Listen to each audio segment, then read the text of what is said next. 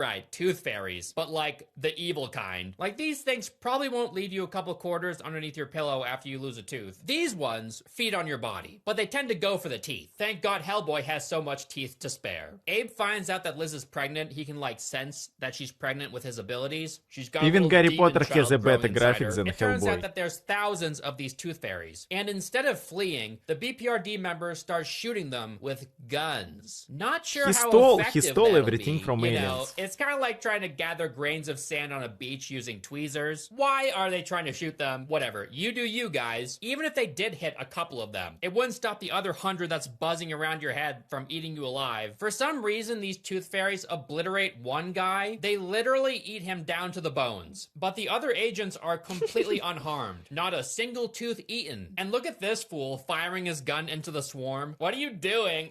Finally, Liz decides it might be a good idea to use her abilities, but not before this one guy is absolutely covered in these fairies. The tooth fairies are very nice. They give him a grace period before trying to kill him or something. Very considerate of them. Liz tells Hellboy to get away from the window so he doesn't get blasted out of one. He hears this, and instead of, you know, moving away from the windows, he decides he was in the mood for a free fall and accepts his fate. The movie tries to tell us they didn't have enough time to move, but like, he did.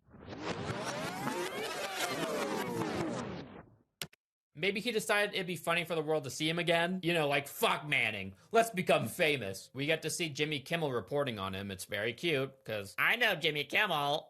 I recognize that guy. You see this goopy, big-headed boy with long fingers? His name is Chamberlain. I love Guillermo del Toro's creativity with creature designs. Pan's Labyrinth comes to mind. Before making this movie, del Toro played around with a few ideas for this installment, including a story featuring the classic Universal monsters, the Wolfman, Frankenstein's monster, and Dracula. And it would have been appropriate too, because Hellboy does fight things like werewolves and vampires in the comics. We then see Prince Nuada confronting his father, King Baelor. Nuada wants to awaken the Golden Army to crush mankind because of their disrespect and apathy toward nature and the earth as a whole. The king won't allow him to awaken the army because of the inevitable bloodbath that would ensue. Basically, he believes that greed is in mankind's nature, and the elves need to keep their pact and stay in the forest. You know, humans, they're a little fucked up, but what are you gonna do? We can't do much about it. Nuada's just standing there like, well, we could just get rid of them, like all of them. Like, it's kind of difficult not to side with Prince Nuada. He's got a point. Nuada doesn't take no for an answer, so he kills off all of the king's guards, and then the king himself. The king's death is pretty cool. He like turns into a tree. Nuada's sister Nuala has the third piece of the crown, but she keeps it hidden and escapes. She doesn't agree with her brother's bloodthirsty mission. We then get to meet Johann Kraus, the ectoplasmic entity from the comics. He's basically just a free-floating soul in a containment suit. Like, the suit is his body. He has all these strange ghost-like abilities. He can communicate with spirits and control things by projecting his ectoplasmic form into them, and in doing so, he can learn what they know. He uses these abilities on a tooth fairy. In this universe, magical